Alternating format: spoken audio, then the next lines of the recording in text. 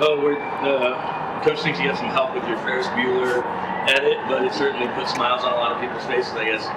What was sort of the idea to get it done? Did you actually have help, or did you do that yourself? Oh, I definitely didn't do it. I'm not talented like that, but I just thought it was perfect timing, and it was a good opportunity to just kind of use the game Sunday and just have some fun with it. How much is the team lightened up, and how much are they kind of calling you Ferris? Coach, I guess, called you that today and all that. Yeah, he did jokingly, and the guys liked the video, and they gave me a hard time about it. But I think it's just kind of part of the game that you can have some fun with, and it just kind of brings smiles and laughter.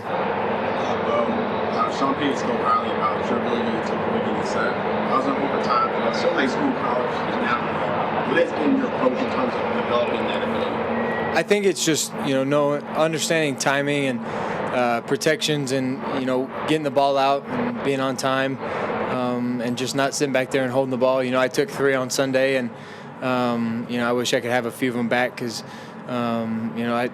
sacks kill drives, and it's hard to overcome a sack. So I just try to avoid them, and obviously you can't not take sacks without having great protection from the O-line. So they're doing a great job. Ball security is such a big deal in the NFL. These last few games, you've shown it. Do you sense it with this defense, even heightened importance, that we don't give the opponent a short field, that we don't put it in harm's way, that it significantly increases our chance to win? Yeah, I do. I think, this is going to be one of those turnover games, who can win the turnover margin, and who can protect the ball, and who can, cause takeaways. And so it's going to be important, especially for this game. But when you were at Oregon, did you get to know Justin Herbert at all? When you were come back, what do you admire about his game? Yeah, I did. I played with his little brother, Pat, and he would be back, every once in a while.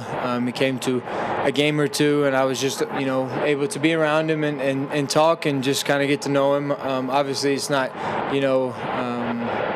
super close because we didn't have a whole lot of time, but I do appreciate, him coming before me. He played for, a while at Oregon, went through some tough times and battled through it, and he won a Pac-12 championship and a Rose Bowl. So he's one of those guys you look up to playing at Oregon, and now, he's been in the league for several years. I've been watching him, and he's been doing some great things. So it'll be fun watching him live and fun seeing him again. Well, this isn't the first time you played against Justin. I think 2018, week 1. What do you remember about that game? Yeah, so my freshman year, 2019, we played them, and it was a great head-to-head battle. They had a really good football team. I still remember them being one of the best defenses that I played, and Justin, had a great game themselves, and it came down to the wire, and it was just a really good college football game that day. Talk about best defenses. The Chargers' numbers are pretty similar to your defense's numbers. What do you see from them on tape? Yeah, well, they do a good job keeping everything in front of them. They don't give up explosives. They've kept everybody to low scoring. I feel like they do a good job tackling and like I said, just keeping everything in front of them, and they don't make a whole lot of mistakes. They're not they don't bust coverage or be out of alignment or gaps, and so they do a good job on defense. Well, Max Crosby's kind of an elite smack talker, and then time went viral, kind of chirping at you across the line, and then after that, I think that's when you guys went and scored 34 unanswered. Was that turned out to be advice? What'd you take from that? Well, actually, ironically, I didn't really even hear it, when it happened in the game. I've obviously been sent a lot and seen the video after, but, I think that's just part of his game. I think, he's, mastered that, and he's tried to use it to his, success. And I think it's important when things like that happen, you just kind of come down and get back to, the basics and not necessarily listen to it, kind of cut out the noise and just, go to work. And at the time, we weren't doing a whole lot offensively, so it was good that we turned it around in the second half. Well, you've had a little bit of the ball in the air on the protection up front. How do you keep that from affecting? Well, they practice hard, no matter what lineup's in the game. They go out there and practice hard, and we get all the reps we need so we can go into a game feeling comfortable. And those guys do a great job. The hard workers, talented players, and they go out there and do what they need to do on a daily basis on game days to put me in great situations, give me a clean pocket, and keep me upright. And so we're going to continue to stress protection and getting the ball out and not taking sacks, because I think it has helped us the past few weeks.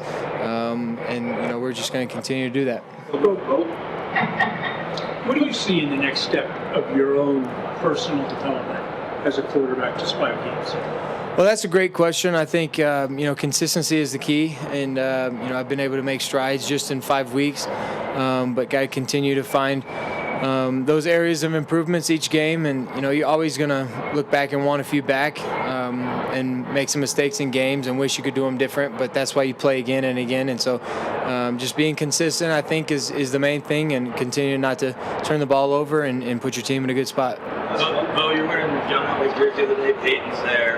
You're just 5 games in, but you set a mark hitting 11 different pass catchers. How's that feel, knowing those guys and some other good quarterbacks preceded you to be the first to hit 11 guys in a game for the Broncos? Yeah, I didn't know that. I think that just speaks to the guys that are out there playing. I think, we got a lot of guys that can get open and then make plays when they catch the ball. And, it's cool when you can incorporate all the guys. And, everybody, there's only one football. A lot of guys out there want it. So when you can distribute it well and get guys involved, and, then it makes the defense, have to guard everybody. And, there's no keys, and they have to literally go out there and understand and anticipate that anybody could get the ball on any given play. So it speaks to those guys, the skill players, and they're going to continue to do that.